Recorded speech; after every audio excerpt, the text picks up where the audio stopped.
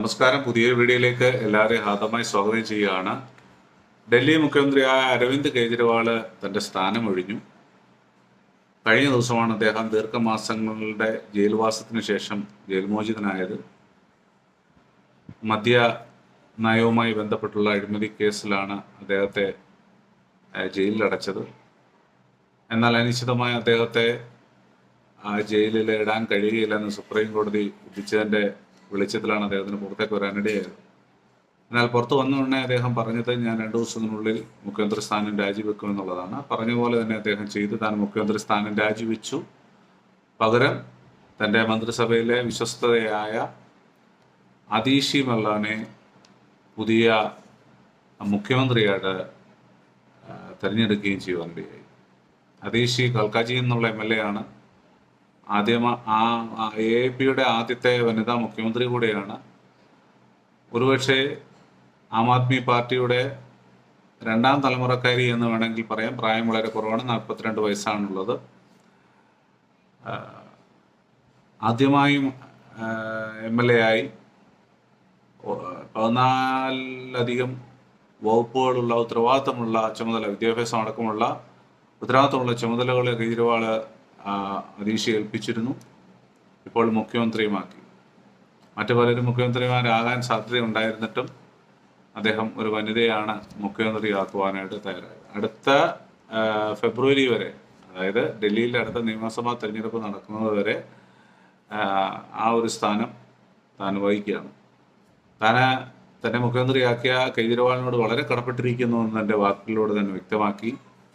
താൻ ഒരിക്കലും പ്രതീക്ഷിച്ചൊരു കാര്യമല്ല, പക്ഷേ തന്നെ ഏൽപ്പിച്ചിരിക്കുന്ന ആ സ്ഥാനം താൻ വഹിക്കുമെന്നും അടുത്ത തെരഞ്ഞെടുപ്പിൽ AAP വിജയിച്ചാൽ വീണ്ടും കെജ്രിവാൾ മുഖ്യമന്ത്രിയാകുമെന്നും താൻ പറഞ്ഞിട്ടുണ്ട്.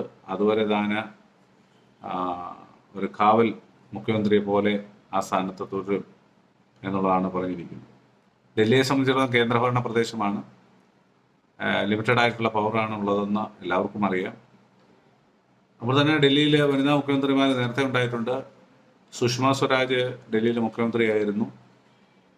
അതുപോലെ ഷീലാ ദീക്ഷിത് വനിതാ മുഖ്യമന്ത്രിയായിരുന്നു. ഇവരെല്ലാം വ്യത്യസ്തമായ പാർട്ടികളിൽ നിന്നുള്ളവരാണ്. ഇപ്പോഴും വ്യത്യസ്തമായ ഒരു പാർട്ടിയിൽ നിന്നും ഇപ്പോഴത്തെ ഭരണപക്ഷത്തിൽ നിന്ന് തന്നെയുള്ള ഒരു മാന്യവനിതയാണ് ഈ ഒരു സ്ഥാനത്തേക്ക് കടന്നു വന്നിരിക്കുന്നത്. തീർച്ചയായിട്ടും ആ ഒരു പാർട്ടിക്കകത്ത് വലിയ പ്രതീക്ഷയുള്ള, കഴിവുള്ള, പ്രാപ്തിയുള്ള ഒരു മാന്യവനിതയാണ് ഈ സ്ഥാനത്തേക്ക് കടന്നു വന്നിരിക്കുന്നത്. അതുകൊണ്ട് തന്നെ ഡൽഹിയിലുള്ള ജനങ്ങൾക്ക് വലിയ പ്രതീക്ഷയുണ്ട്. അവരുടെ ഈ ചുരുങ്ങിയ മാസങ്ങളുടെ ഭരണകാലഘട്ടത്തിൽ എന്തെല്ലാം കാര്യങ്ങൾ അവർ വേഗത്തിൽ ചെയ്തു തീർക്കാൻ ആഗ്രഹിക്കുന്നു എന്നുള്ളത് നമുക്കിനി നോക്കിക്കാണേണ്ടുന്ന കാര്യമാണ്. കാരണം കെജ്രിവാൾ ജയിലിലായിരുന്ന സമയത്ത് പല കാര്യങ്ങളും അടിയന്തരമായി ഇടപെടുവാനോ തീരുമാനിക്കാനോ കഴിയാതെ പെൻഡിങ്ങിൽ ഇരുന്ന പല ഫയലുകളും അല്ലെങ്കിൽ പല തീരുമാനങ്ങളും അതിവേഗം നടപ്പിലാക്കേണ്ടുന്ന ഒരു വലിയ ചലഞ്ച് തൻ്റെ മുന്നിലുണ്ട്.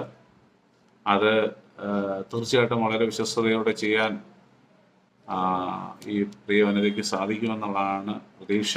ഏതായാലും പുതിയ മുഖ്യമന്ത്രി, അതോടൊപ്പം തന്നെ ഭരണസമിതിയിൽ ചില അഴിച്ചുപണികൾ ഉണ്ടാകുമെന്ന് പ്രതീക്ഷിക്കുന്നു.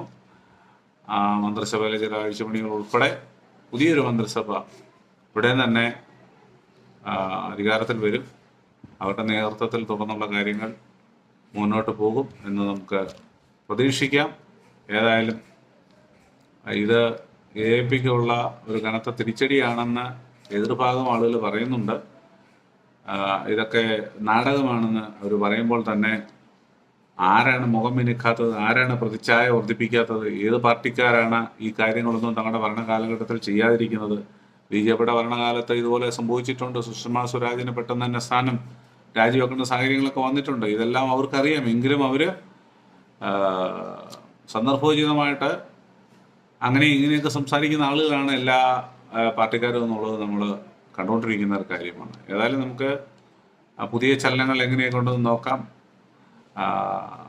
വളരെ പ്രതീക്ഷയോടെ ഈ ഒരു പുതിയ സർക്കാരിനെ നമുക്ക് നോക്കിക്കാണാം. പുതിയൊരു വീഡിയോ വിശേഷമായിട്ട് വീണ്ടും കാണാം. നന്ദി, നമസ്കാരം.